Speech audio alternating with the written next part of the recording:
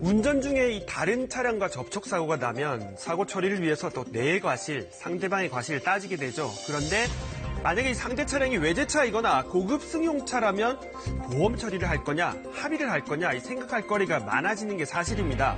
그런데 유독 사고를 잘 내는 외제차와 고급 승용차가 있었습니다.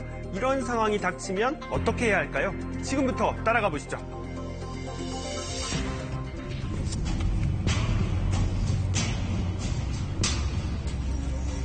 지난해 12월 서울 시내 한 도로입니다. 1차로를 달리던 승용차가 방향등을 켜고 2차로로 변경을 시도하는 순간 뒤에서 검은색 외제차가 빠른 속도로 달려와 치고 나갑니다. 차선 변경 과정에 일어난 사고로 흔한 교통사고라 생각할 수도 있는데요. 경찰의 눈엔 석연찮은 점이 포착됩니다. 진로 변경 사고가 흔하긴 한데 진로 변경하는 차를 발견하고도 전혀 속도를 줄이지 않아요. 피해 차량들이 절대 차량인 속도가 빠르지도 않고 주의하실 건 또 3차로에 차량이 하나도 없어요. 하지만 피항하지 않고 그대로 치고 가는 거죠. 검은색 외제차가 사고를 피할 수는 없었을까 의심이 됐다는 겁니다.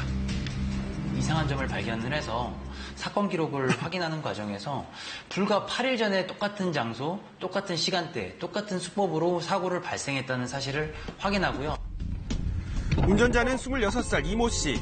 사고 8일 전에도 같은 장소, 같은 시간대에 비슷한 사고가 났다는데요. 그런데 그게 끝이 아니었습니다.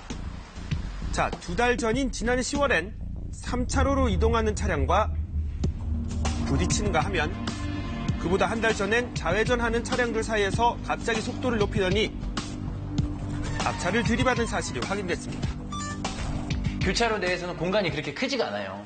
그렇기 때문에 조금이라도 그 자기 차선을 침범했을 때 그 순간을 노려서 속도를 가속을 하는 거죠. 도로 CCTV에 포착된 또 다른 사고 영상, 차선을 변경하려는 회생 차량 옆으로 빠르게 달려와 부딪히는 차량. 운전자는 마찬가지로 이모 씨입니다. 자, 경찰 조사 결과 2016년 6월부터 2년 반 동안 무려 24차례 이 같은 사고를 냈고 챙긴 보험금 등은 1억 4천만 원에 달했습니다. 진로 변경하는 차량을 발견하고 그대로 충돌한 거, 교차로 내에서 진로 변경하는 것을 충돌하는 거, 후진하는 차량을 발견하고 그대로 충돌하는 것을 3가지 요형이 있습니다. 3년 전 이 씨 차와 접촉사고가 났던 박모 씨는 그날을 잊지 못하고 있습니다. 4차로에서 3차로로 왔대. 그걸 기억을 하고 있어요. 차가 그렇게 많지 않았어요. 깜빡 켜고 천천히 들어가고 있었는데 그냥 차가 빠르게 주행을 해서 차를 이제 제 차를 부딪힌 거죠. 당시 이 씨는 국산 고급 승용차를 몰고 있었다고 합니다. 박 씨는 안전운전을 했다 생각해 법정까지 갔지만 사고 과실 책임은 자신이 더 많이 떠안아야 했다고 합니다. 제 보험료도 많이 올랐고, 왜냐면 이게 대물만 되는 거랑 아니면 대행도 들어가는 거잖아요. 어떻게 보면. 그러니까 그런 부분에 있어서는 피해가 좀 많이 났죠. 이런 사고도 있었습니다. 지난해 이맘때쯤이라고 합니다. 아파트 입구로 들어와서 지하 주차장에 내려가려고 후방 확인하고 후진해서 살살 밟은 것 같은데 뒤에서 뭐가 빵 하는 소리가 들리더니만은 막 큰 소리 치고 내리면서 막 욕하고 애들이 그러길래 내가 박았구나라고 생각했었는데 그런데 상대 차량 분위기가 심상치 않았다고 합니다. 반팔에 반바지를 입은 상태였는데 온몸에 막 문신이 너무 많은 친구들이었어요. 바로 가서 병원에 들어 누울 거라고 겁박을 줘서 그 병원에 입원할 정도는 아닌 것 같다. 그랬더니 바로 그 다음날 막 팔에다 붕대 갖고 그러고 왔더라고요. 당시 피해자는 합의금으로 600만 원을 건넸다고 합니다. 자, 특히 이 씨가 고의 사고를 내며 노린 건 보험사에서 현금으로 지급하는 미수선 수리비였습니다. 차주분들이 바로 즉시 수리를 할 필요성을 못 느꼈을 때 나중에 내가 수리를 할 테니까 비용을 지급해달라라고 하면 부가세를 제외한 부품 가액을 이제 추정 수리비로 해서 미수선 수리비로 지급이 가능합니다. 외제차는 미수선 수리비 지급을 보험사 측에서도 환영한다는 점을 노렸습니다.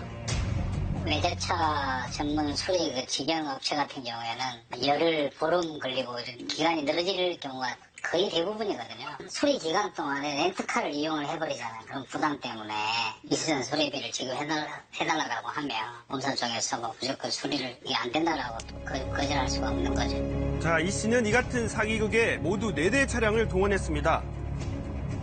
고급 승용차만을 이용하였습니다. 2대 정도는 본인이 중고차로 구매를 했고 2대 정도는 지인에게 빌린 차량으로 알고 있습니다.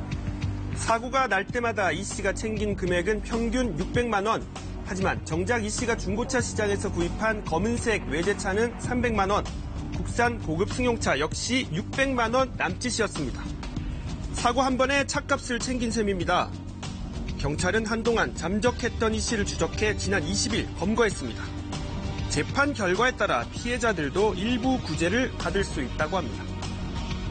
확정 판결이 나고 손해보험협회는 보험 개발원을 통해서 할증된 보험료를 환급을 해드리고 있습니다. 경찰은 이 씨에 대한 수사와 함께 이 가치 범행에 가담한 일당에 대해 보험 사기 여부를 조사하고 있습니다. 보험 지급에 허점을 노린 보험 사기극. 경찰은 미심쩍은 사고가 날 경우 일단 경찰에 신고를 해줄 것을 당부했습니다.